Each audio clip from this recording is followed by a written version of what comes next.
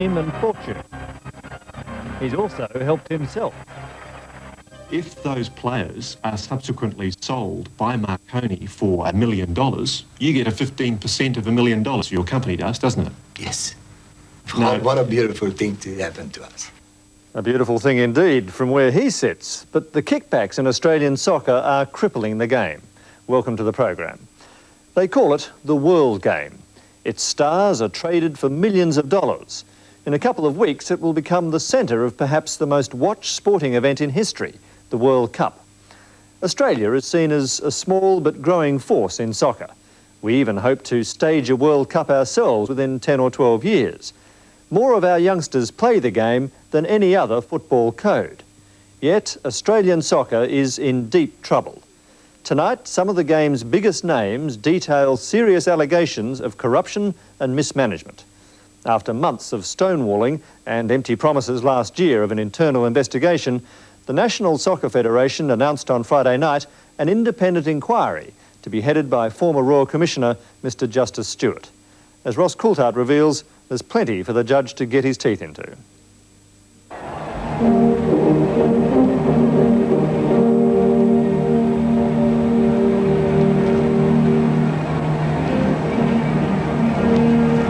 The fear is that two games are afoot in Australian soccer.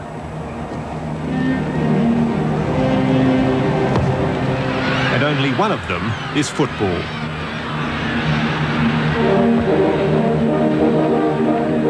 There's another game many people suspect is going on in soccer across the country. Well, we've believed for some time there's been some corruption, and we do believe that the game is riddled with it. Riddled with it? Yes. It is happening, and it ought not be happening. Do you want to name names? I'd rather not. Despite persistent rumours of secret commissions in player transfers, soccer officials failed to act until a few days before tonight's programme. Some of Australia's top players decided to speak out on Four Corners. Players like international star Frank Farina. You know, something has to be done, I think, in the next, in the near future, especially the way the dealings are being done now, because managers, you're getting a lot of fly-by-nighters who are coming in and trying to make a quick buck. Australia's soccer talent has blossomed in the last 10 years. We now have players like Marconi striker Steve Corica, whose dazzling skills are hot property on the international market.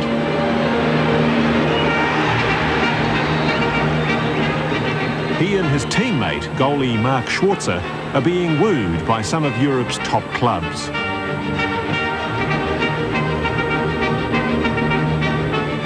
But the older stars have words of warning about the way some of Australia's soccer power brokers are handling the industry.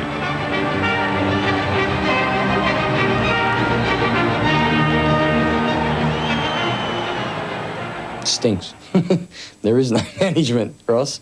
I think they take players for mugs. They don't treat them with the respect. They think our players are paid to play, not to think.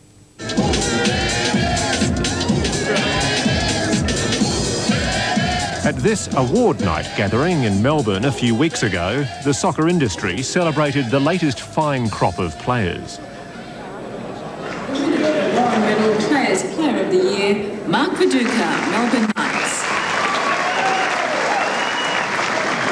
Let's sample some of the scoring talents of Mark Viduka. Behind South Melbourne in this first half, in swinging corner, it's a good ball in, and what a fantastic start for Mark Viduka. 18-year-old Mark Viduka could well be Australia's first $1 million man.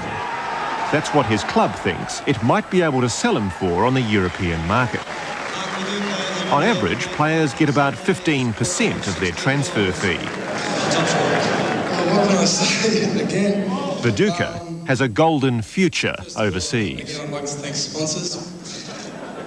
But behind this happy event are concerns about the circumstances of a number of players' international transfers and the involvement of several key figures in Australian soccer. Charlie and I and Sam and... The soccer boss, Tony Lazetta, a commissioner on the Australian Soccer Federation. He's had a major role in the transfers overseas of many Marconi Club players, and now 2 deals are under investigation by New South Wales Police. All is under control. We're under control? Absolutely. The national coach, Eddie Thompson.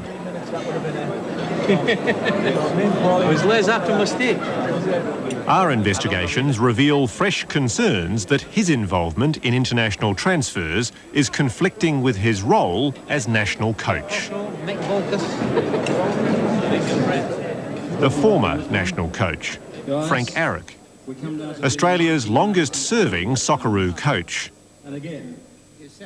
Four Corners has discovered he sought secret commissions for the transfers of 3 players overseas. Congratulations to Mark Viduka and our thanks to Mr. Reynolds. Mark Viduka and the Hyatt, by the way, has set aside a special room where all the agents can negotiate with Mark after the show. Jokes aside, the international agents are waiting in the wings. In Europe, the scramble to buy top players has caused endemic corruption. So rampant, one of the scams has even got a name: the Magic Roundabout. Agents and clubs pay bribes, or bungs as they're called, to soccer officials so they'll push their best players to transfer. Players who resist are often threatened with being dropped from the team. Have you heard those rumours? Former Socceroo Mickey Peterson's seen it firsthand. It's a meat market. It's a mugs game. Agents, making deals. It's all about skimming money off the top. So the difference between the money that they actually sell a player for and the club actually receives, is totally different. So where does the outstanding amount go? It goes to the agents. I've been there. I've been involved in it, and it's a mugs game, Ross. As far as that goes, it needs to be monitored probably. And in Australia, because our players are getting better, and they're relatively cheap for the Europeans. Someone's cashing in on it at the moment. I don't know who.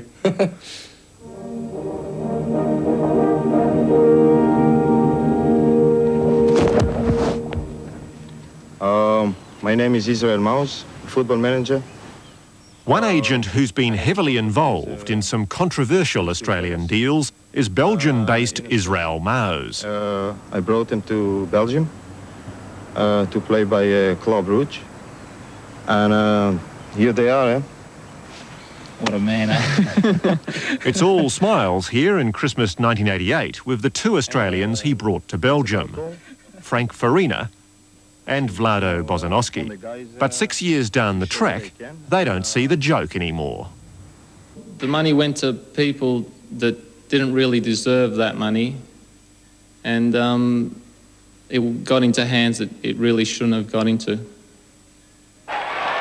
To find out if there's another game going on in Australian soccer, we started here in Ferreira, Portugal, where Australian midfielder Vlad Bosowski is now a big star in Portugal's National League. To make the jump to Europe, Vlado turned a blind eye to strange goings-on with his transfer fee. Now he wants to blow the whistle. In October 1988, Vlad Bosowski transferred from Melbourne club Footscray JUST to Belgian club FC Bruges for a transfer fee he was assured totalled just 100,000 Australian dollars.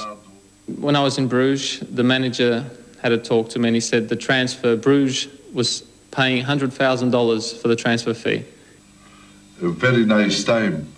In this club video, the club president boasted proudly of his 2 latest international purchases. A Christmas present to the good burghers and citizenry of Bruges. Frank and Vlado, I am sure that you will learn. Sitting between the 2 players was the agent, Israel Maus. Welcome at Bruges. Soccer clubs are forbidden by their world governing body, FIFA, to involve agents like Maus in player transfers. All deals are meant to be club to club. But Bruges secretary Jacques Denolf didn't seem too worried about that.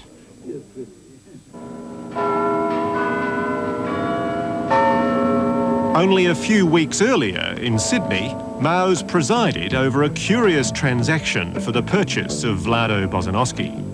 He and Jacques Denolf went to a Sydney bank and withdrew hundreds of thousands of dollars in cash. Vlado's brother, Venko, accompanied them to the bank.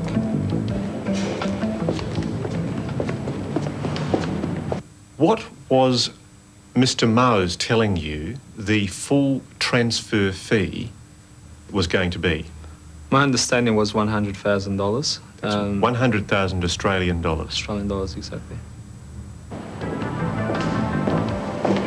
Venko and the representative of the Melbourne club, Mr. Alfio Bulic, sat in the foyer while Denolf and Maus went to collect the cash.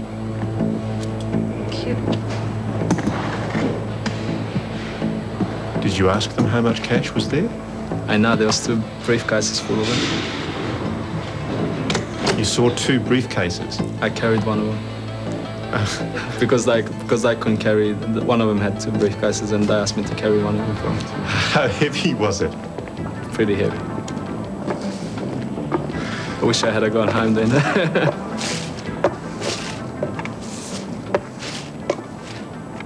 Another wonderful performance belonged to the Aussie Socceroos. Coach Frank Arok described the Vlado asked Venko to supervise the deal because Vlado was playing for the Olyroos in the Seoul Olympics. While Vlado played for Australia, Venko had his suspicions there was a game going on with his brother's deal he didn't know about. When did you first get an inkling that something wasn't quite right? In the minute I met Maus, in the hotel room, I was talking to him, and then later on we had a chat with Maus, myself and Mr. Bulic, and he asked for a receipt of the vicinity of $260,000 from Melbourne City JUST, which was directly from Mr. Bulic. Hang on a moment. The agent, Mr. Maus, asked for $260,000 in receipts. Absolutely. Well, what did you make of that? Well, you can imagine. Where's all this money coming from? Where is it? Well, what did you think at the time? Lots of things were going through my mind. I had to bite my tongue. I had to say, well, what do you need it for?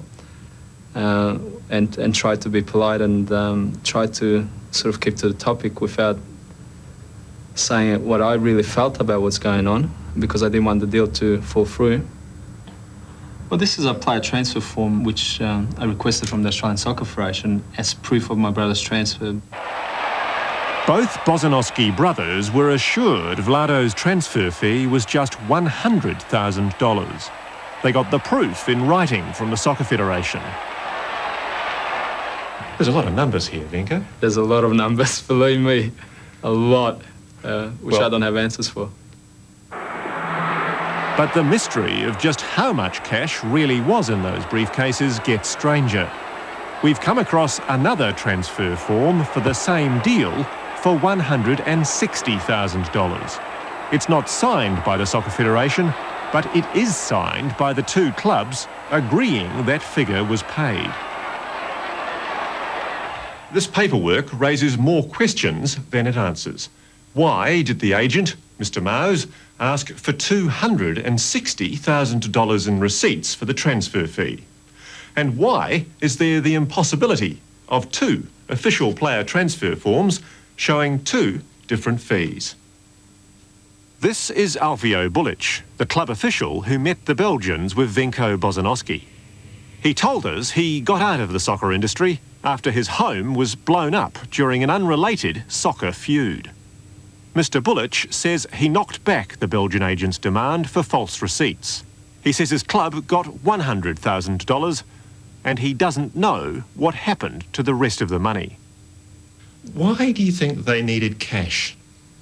Beats me. We're dealing checks here.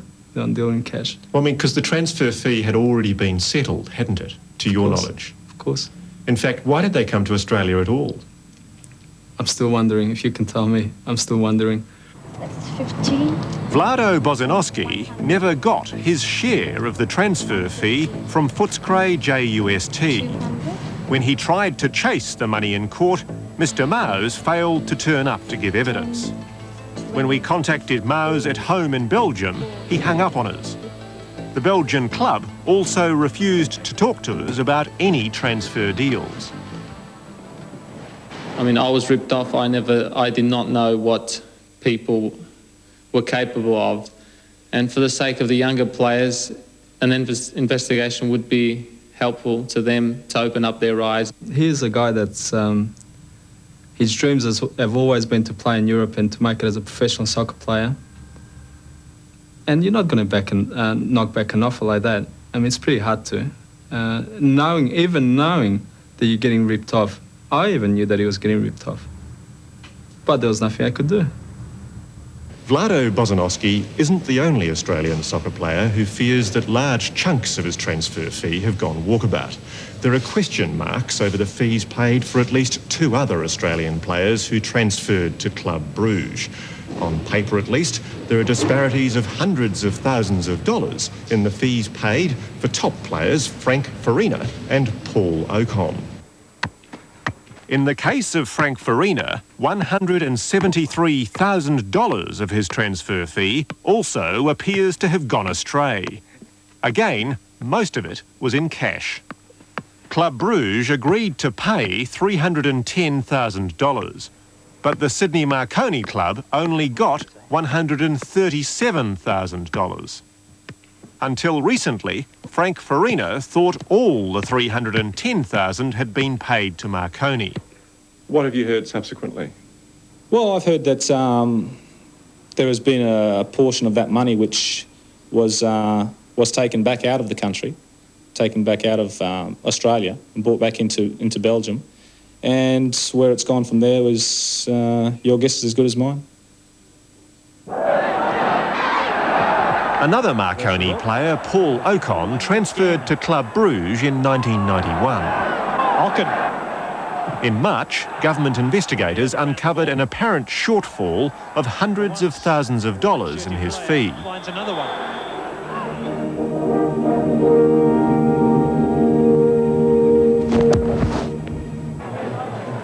Tony Lazetta is the Marconi club president who oversaw the Paul Ocon and Frank Farina deals.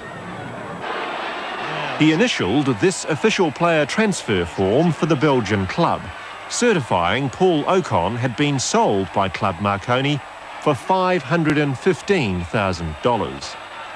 Yet as club chairman, he told his board the net figure received by the club was $240,000. Tony Lazetta used to be Australia's representative to FIFA, world soccer's governing body. So he should know better than anyone that FIFA's rules ban clubs from paying agents in transfer deals. The ban was imposed not least because some agents in Europe were corrupting the game by paying bribes to secure a transfer. Which is why it's surprising then that Tony Lazetta managed a deal in which an agent, Mr. Israel Maus, walked off with most of a cash transfer fee. And what the agent did with it is anybody's guess. Four Corners doesn't allege Tony Lazetta benefited from those deals, but disturbing questions remain. We understand not all his fellow directors were informed of the full $500,000 transfer fee, and Paul Ocon is demanding his share of the cash he thinks is missing. 2 weeks ago, New South Wales Liquor Administration Board, responsible for monitoring registered clubs, began proceedings for the hearing of 36 complaints against Club Marconi. Four Corners understands many complaints involve Tony Lazetta. The police are also investigating. Tony Lazetta denies he's done anything wrong. He refused an interview with Four Corners.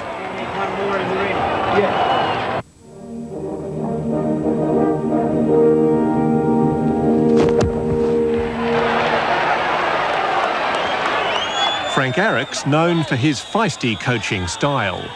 He sometimes arouses similar passions in the fans. A member of the Order of Australia for his services to soccer, he coached the Socceroos who beat world champions Argentina in 1988. Last year, he took Marconi to a win in the National League. And this year, to the semi-finals.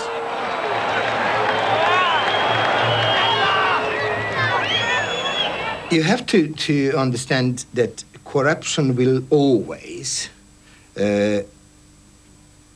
start when big money is around. You can't stop people fishing. And now we should be able to stop the fishing. But we have evidence Frank Arok has done his own fishing.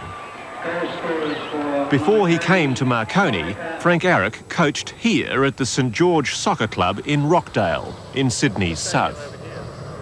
Tony Balaji is the former managing director of the St George Soccer Club. Back in 1991, St George, like most Australian soccer clubs, hit financial woes. It got dumped from the National League. It had to put its players up for sale. But like so many clubs trying to mix it in the international transfer meat market, St George got burnt. Most of the clubs are run by one or two people. They have the power in their head and they can do whatever they like. And nobody keep an eye on them. And once that happens, then they make the deal, they can make private deals, and nobody check on them. And that's exactly what happened at St George. In the rush to make some money from its players, St George had made an unusual deal with an English agent, Thomas Lawrence. For him to sell 3 players, Matthew Bingley, John Phelan and Adam Porridge. Yet 3 days after that deal, Frank Arok sent an unsigned fax to Lawrence. It demanded a cut for Frank Arok if the 3 players were sold, a cut totalling at least $100,000. It also falsely stated that the managing director, Tony Balaji, had resigned, and that Frank Arok had been authorised to renegotiate the earlier deal. You were managing director at the time this letter was written. Have you seen this letter? Yes. What does this letter appear to indicate to you? That one person in charge tried to make just as much money on the players as the club itself. No. Are you talking about secret commissions here? It's a private commission, and the letter indicated that money he wants it for himself, and it's got nothing to do with the club. It is a private commission, yeah. It's a deal between the agent and that private person. What do you think about that? Well, this is what upset me, that the third person is making money. Have you seen this document, friend? Yes. Did you write it? Yes. Frank Arok defends what he did. He argues if the deal had come off, both he and the club would have been better off. I didn't need any approval in that time how to handle if it is better for a club. Right. So nobody else in the club at that time knew that you were proceeding with that other deal. That was you attempting to get more money. Yes. And at the same time get a cut for yourself. Yes. Can you see how players and other people in the club might perceive that to be wrong? Probably. Do you regret that you did it now? I regret not to succeed, because it would be better for a club and better for me. Did the players know about those percentages that you were getting? No. Don't you think that they've got a right to know that you were getting a cut on their future transfers? It could be. The ball travels even faster than in basketball. So what I'm saying, St George put a stop to Frank Arok's deal before he got any money. So here, come on, that's what I want, that you are alert all the time. But here at Marconi, for a while, he's been luckier. As a sideline to his job as Marconi coach, Frank's been coaching at an academy at Marconi for aspiring young soccer players. In front of him, up. The academy's run by a private company in which Frank's a 1/3 shareholder. Australian Sporting Management Consultants.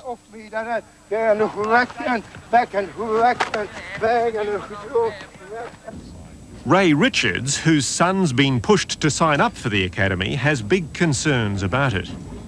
A lot of them have stars in their eyes. They have this big thing about playing for Marconi, and we've been offered a contract and this sort of thing. And in many cases, it's not what it's made out to be.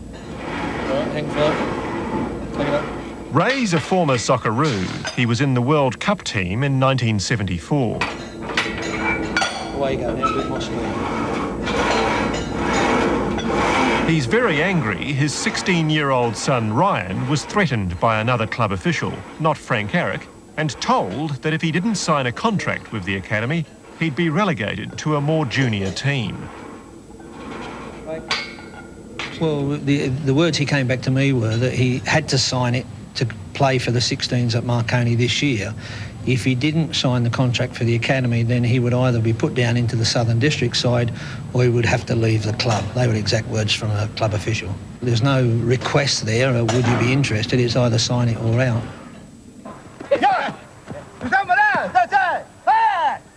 If they sign with the academy, players are assured in their contracts they'll get a 15% cut of any future transfer fee. Yeah, don't push the guy. I know. But what they're not told in their contract is what else the Marconi clubs promised Frank. His company also gets a 15% slice of any of his academy players' transfer fees. Well, as a club member, I'm astounded, and as a parent, I'm astounded. These players, my son, are actual assets of the club. And I believe any disclosures of any nature like that should go before the members. You clearly didn't know about that. Nothing of it whatsoever. Frank, you're a director of that company that Yes. holds the percentage rights over those players, aren't you? Yes. If those players are subsequently sold by Marconi for $1 million, you get a 15% of $1 million. Your company does, doesn't it? Yes. No. What a beautiful thing to happen to us. And you agree that perhaps that is a conflict of interest? Yes, but no one is asking how much work was done for that one single sale. Don't you see how players at Marconi who aren't members of the academy fear they won't get a game if they don't sign up with you? All the youth players are members of the academy. All of them. And we are working with them, and that's the agreement between the club and the academy. Oh, well, I disagree. Not all the players are signed up for a start. My son's one that hasn't signed, and I understand there's another 4 or 5 others. So if it's going to encourage and enhance his monetary gain, then obviously he's going to push the players that's going to suit his end. Well, at least that's your fear. That's my feeling, yes, obviously. And I know if I had the inclination to take on the same contract, then I'd obviously do the same. And here I want that the dancing, the dirty dancing, and the position of the ball. Frank Arok and Club Marconi parted ways a few hours after our interview. But he's still a director and shareholder in Australian Sporting Management Consultants. So he still stands to reap the benefits of any Star Academy players signed up for Marconi. No shoulder. Full middle. Come on.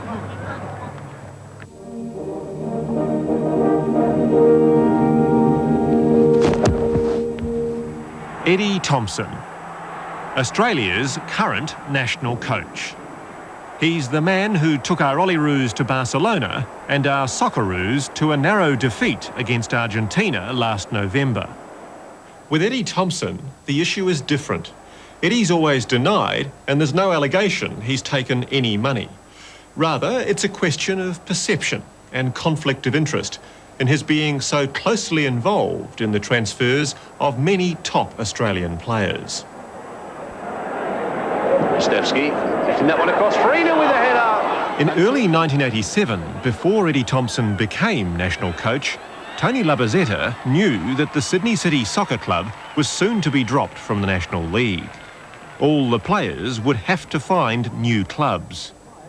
Eddie Thompson was the coach of Sydney City. Behind closed doors, we're told the bad news by coach Eddie Thompson. It wasn't easy to go in and tell players that they're not at a club any longer, but I'm good friends with other players, not just a coach, so there was no problem. I mean, they put trust in me, and you have got to do everything for them, make sure everybody gets fixed up with clubs, give them advice on contracts and things like that.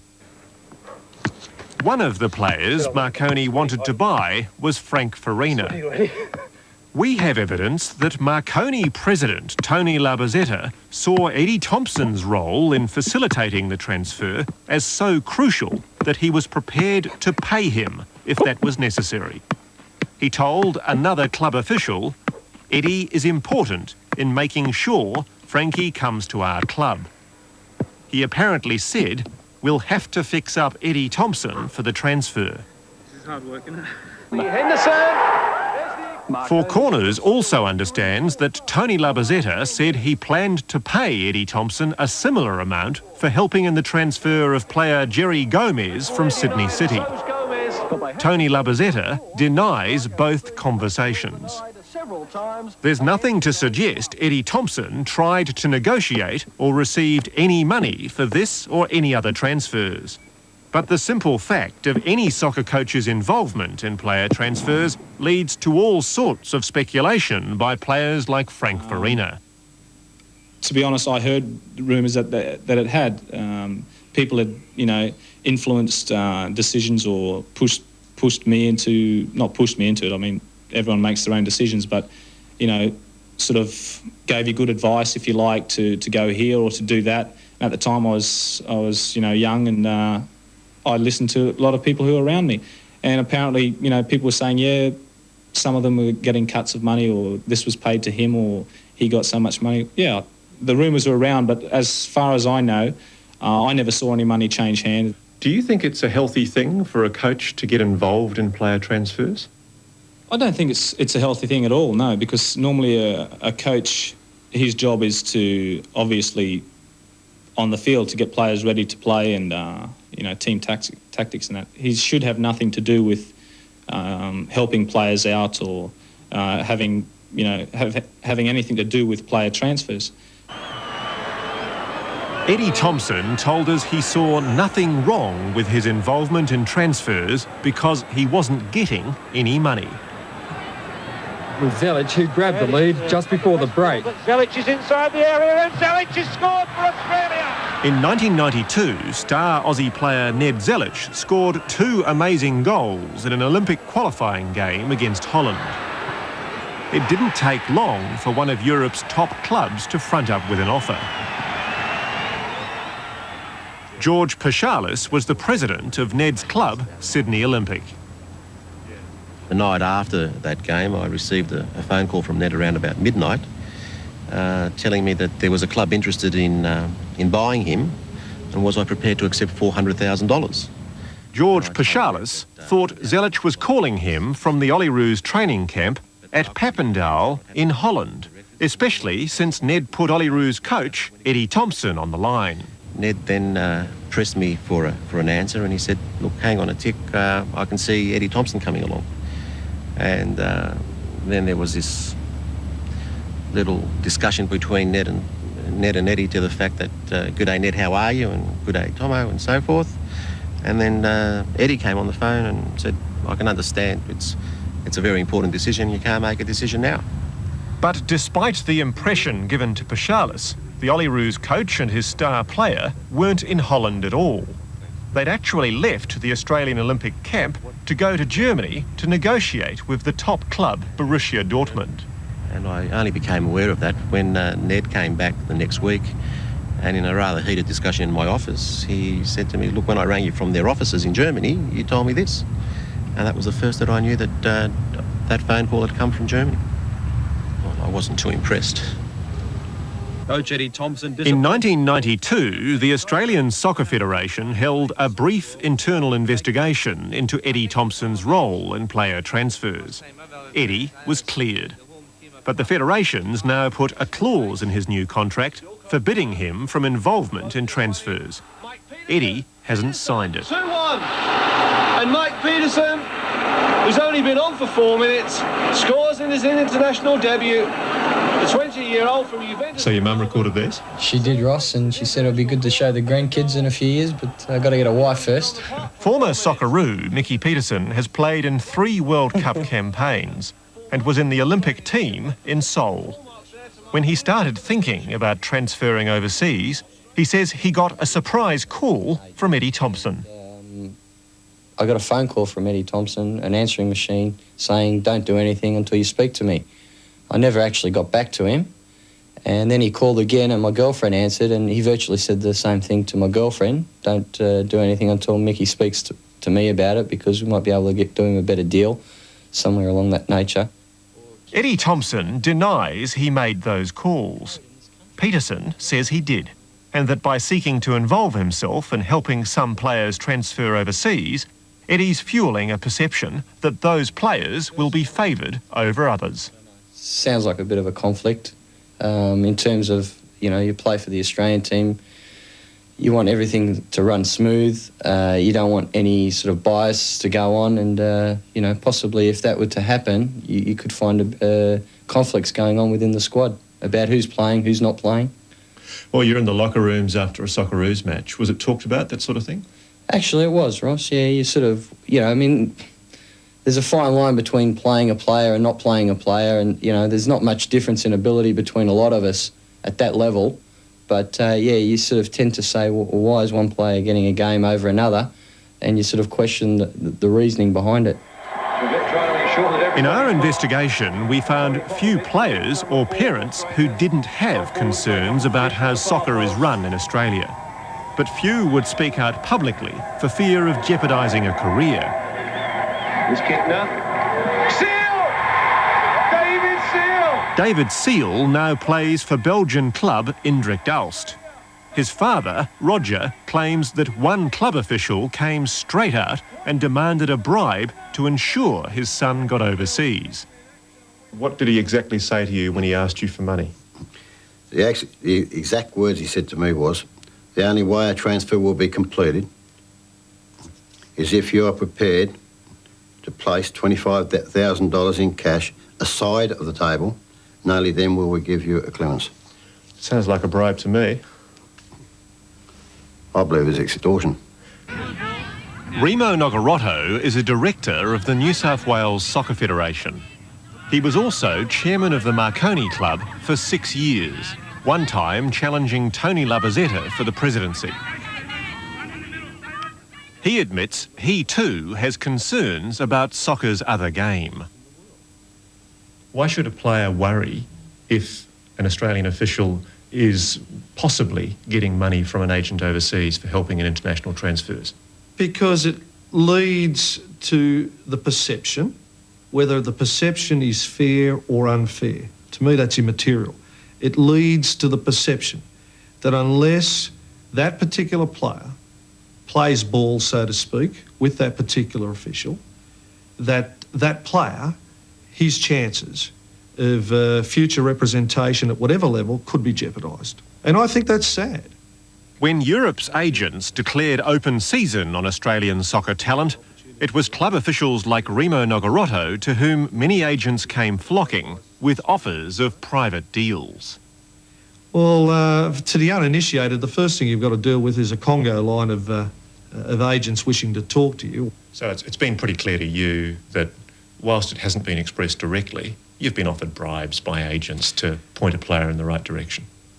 I don't know about a bribe, but certainly an inducement to ensure that the player... I mean, there's an inference there that, you know, you may be looked after if you look after our particular interests as well. Like many families across Australia, Saturday mornings in the Nogarotto household are set aside for taking their young one to soccer. But it's a measure of just how much of a malaise the game's in that most of these youngsters will shift to other codes of football as they get older. It's a tragedy. I mean, we have in our hands arguably the most marketable sporting commodity in the world. Don't worry about Australia, in the world. The World Cup is the most watched sporting event in the world, outrating even the Olympics. Now, when you have that natural advantage in your hands, when you've got a product which is so marketable internationally, you ought to be doing a lot more with it. After years of stagnation, the drive for change in the soccer industry has come from the players themselves. The newly formed Players' Union has been pushing for a wide-ranging review of the game. Its legal officer, Brendan Schwab, contrasts the huge sums now coming to Australia in transfer fees with the desperate financial woes of many clubs. 8 of the current 14 clubs which are members of the NSL are on the verge of insolvency.